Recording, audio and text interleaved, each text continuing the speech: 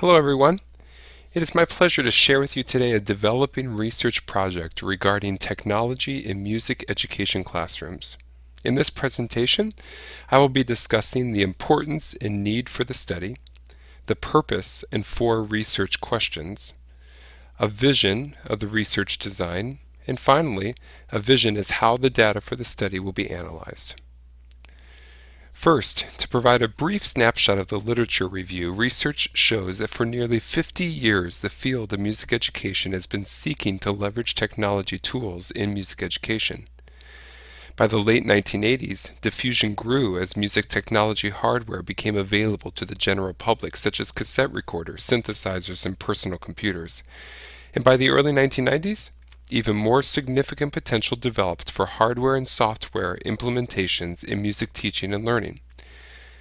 However, through all these decades of development to date, only a few researchers have investigated the nature of broad music teaching and learning in relation to technology resources. And I argue that clear empirical documentation is needed about music educators' perceptions and their comfort level in integrating technology resources. Data regarding the types of technology tools that music educators currently use or desire to implement, the training they have or need to receive, and the obstacles that technology integration faces in music learning settings are all needing to be studied. The purpose of this study, therefore, is to determine the extent to which music educators in K-12 public schools in the state of Illinois integrate technology resources and to describe the nature of those implementations. Specifically, this study will investigate four research questions. First, what types and ways are technology resources used by music educators in Illinois public schools, both away and with their students? Second, what preparatory training and degree of comfort do educators have regarding their integration of technology for their music classroom? Third, what technology tools, resources, and trends do music educators not currently use yet desire to implement in their music programs? And fourth, what are the obstacles that hinder or prohibit technology integration in music classrooms? In an effort to examine these research questions, a web-based password-protected survey will be administered. Its development will be guided by similar survey instruments, and an initial draft of the survey will be piloted among K-12 certified music educators in a large suburban school district of Chicago. Out of a potential pool of 85 music educators, acquiring at least 35 participants represent varying grade strata, elementary, middle school, and high school, and specializations, vocal, instrumental, and general, representing 10% of the desired full study sample size. After revisions elicited by the pilot study, the survey questionnaire will be critiqued by 12 certified music educators outside the pilot group who have at least 10 years of teaching experience, representing a diversity of grade levels and communities. After revisions from the review board, the full administration of the study survey, membership records, including email addresses, will be obtained from the 3,500 members of the Illinois Music Educators Association, or ILMEA. From the registered ILMEA database, schools will first be sorted by grade strata, elementary, middle school, and high school, and then clustered within each strata by the 9 geographic districts by which ILMEA represents the state of Illinois. Therefore, a total of 27 groups of schools will be generated, within which a systematic random sampling process will be applied to acquire 600 potential survey participants, ensuring a geographic and a grade level representation within the study. Expecting a 55 to 60% return rate, the target is 350 participants represented varying grade strata and music specializations. Once the survey has been collected and data collated in SPSS, several strategies will be employed to address each of the four research questions. First, the research survey will be quantifying the frequency of music educators' direct and indirect use of particular technologies with their students. The questions and data will distinguish whether the resources are being used by teacher only, student only, or both, as well as categorize the ways in which they are being used. The primary statistical strategy will be to construct frequency distributions to make comparisons and distribution summaries between various technology tools employed. Chi-squared and cross-tabulations of particular technology tools will also be made according to who is using the tool, as well as grade strata, geographic regions, and music specializations.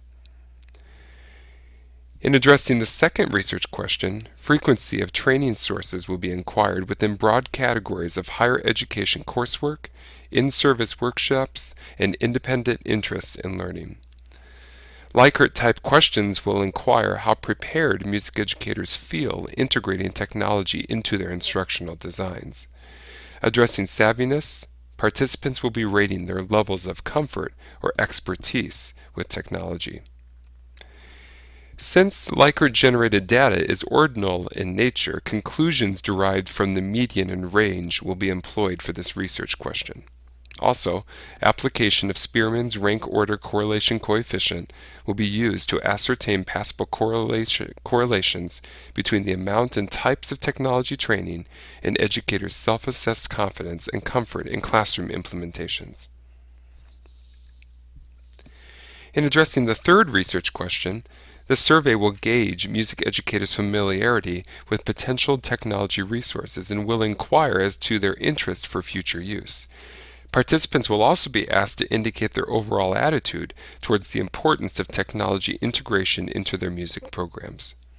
Once again, since these survey questions will be Likert in nature, central tendency, dispersion, and variance will be summarized by the median, mode, and range. But of course, standard deviation will be difficult to acquire since one cannot assume that respondents perceive all components of the Likert scales to be equidistant. Statistical correlations will be drawn between level of interest and likelihood of timeline of actual implementation. Again, Spearman's rank order correlation coefficient will be applied to assess these nonparametric relationships. Finally, an analysis of types and levels of technology implementation in music classrooms would simply not be complete without an exposure of the possible barriers. Built upon previous work by Reed 2014, music educators will be asked to identify and rate the level that the potential obstacles listed here influence their current and planned implementation of technology tools. Instead of traditional Likert-generated data, a continuous line or track bar will be employed, which provides the opportunity to yield interval data. This data will provide more information pertaining to the degree of support or degree of effectiveness, and ultimately open the door to mean and standard deviation as significant analysis tools. Cross-tabulations and correlations of implementation obstacles among the grade levels, geographic regions, and music specializations will be thoroughly analyzed. T-tests will be implemented when comparing 2 samples, while ANOVA will be employed when comparing 3 or more samples. Well, in conclusion, this study is designed to expose and confirm where the field of music education stands with regard to technology incorporation. While one can assume substantial empirical studies on instructional designs and frameworks for best practices is needed besides the occasional anecdotal reports, this baseline study showing the type and frequency of technology tools and resources that music educators currently and hope to use, as well as descriptive exposure of important factors of training, comfort, and obstacles is much, much needed. Thank you very much.